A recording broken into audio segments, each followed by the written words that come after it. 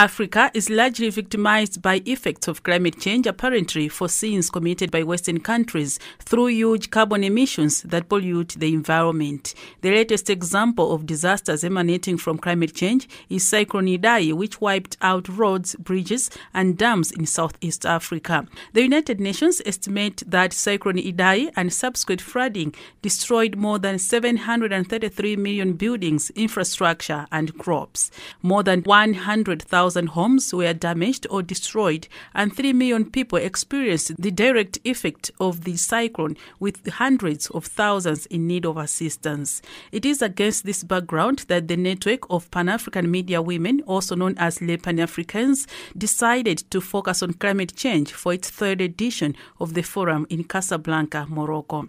Dubbed Climate Emergency, organized by Moroccan media group 2M, the summit attracted 300 women journalists from the 54 African countries. Moroccan Foreign Affairs Minister and Africa Cooperation, Nassa Bourita, hosted the group in the capital Rabat before the main event in Casablanca. Speaking through an interpreter, he highlights challenges that African countries face due to climate change. A climate emergency, it's essential because it has to do with the development of Africa, because it has to do with food safety for Africa, and it has to do with simply the safety of Africa. The correlation is direct now between climate change, the impact on the economies, and the proliferation of criminal movements and terrorist movements. So the issue of climate change is not a luxury for Africa. It's of an importance for Africa, and our choice, as it was the case last year, is more than relevant. Africa is experiencing something paradoxical because Africa pollutes the less but pays the price for the climate change. Africa, historically speaking, doesn't have any responsibility as far as the impact on the climate change, but it's Africa which is the most affected and pays the highest price for these changes. He also underscores the importance of women journalists in this cause. In this world where information has become very accessible, where there's a proliferation of sources of information, where we also have fake news, deepfakes, and so on and so forth, credible medias, serious African medias led by women that know their professions are more and more necessary. Women are the most affected. Women have always the burden of going to look for water. Women are the most involved in agriculture. Women also are the ones who manage the social consequences of those climate changes, including forced displacements, migration.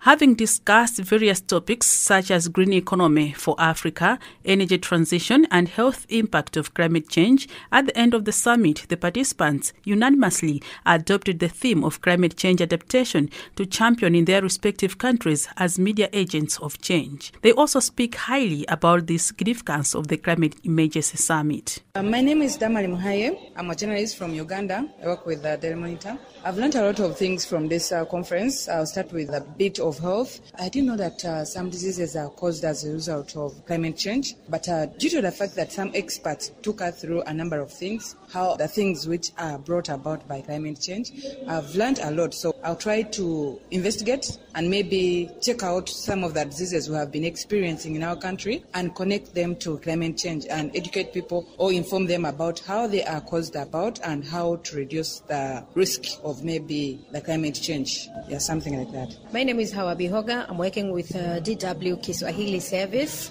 For me, I think now it's time for African leaders to take action about climate change because it affects a lot of people, especially women. When you go to the remoteness area there is a women who are farming, but nowadays women are not doing that much like before. They coming in town to do another business. So it's time for the African leaders to take action about climate change, not only in agriculture, also in the different areas like livestock keeping and other things. So it's time now. My name is Janky Drame from the Gambia.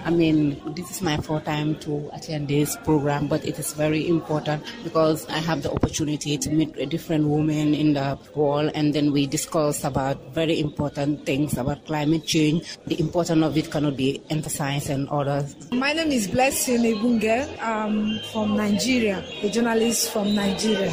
Nigeria is a large country with a population of over 180 million persons resident in the country. Here we have some challenges of environmental issues, and we know that even the climate change we are talking about, which is an international issue, now is seriously affecting Nigeria also, with the constant pollution of some part of the region of the country. Like talking about the area where I'm coming from the Niger Delta area of the country.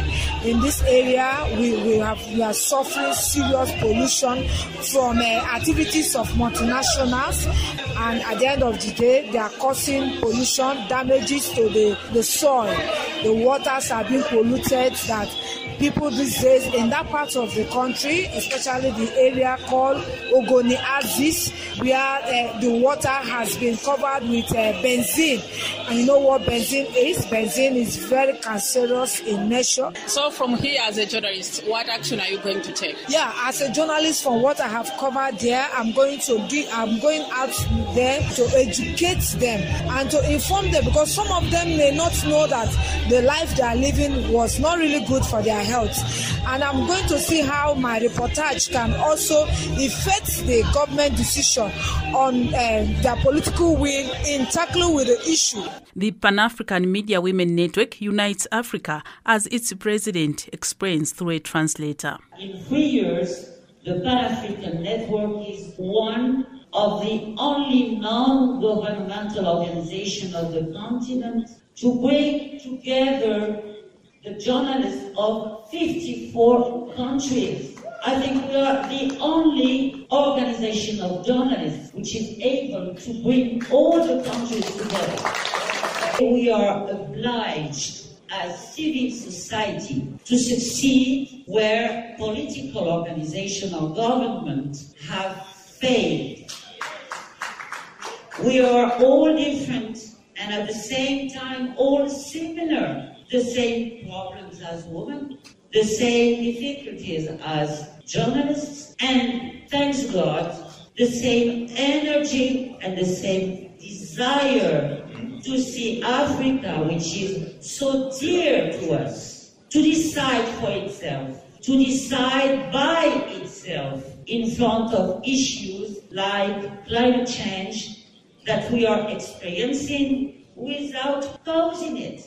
Let's stay united. It's the union that will make us stronger. As people across the globe are panicking due to the coronavirus and the world is on a lockdown, it is believed that Mother Earth is healing. There are less cars, less planes, and less pollution, which means less climate change effects. Reporting for Capital FM, I'm Wezi Climat Morocco.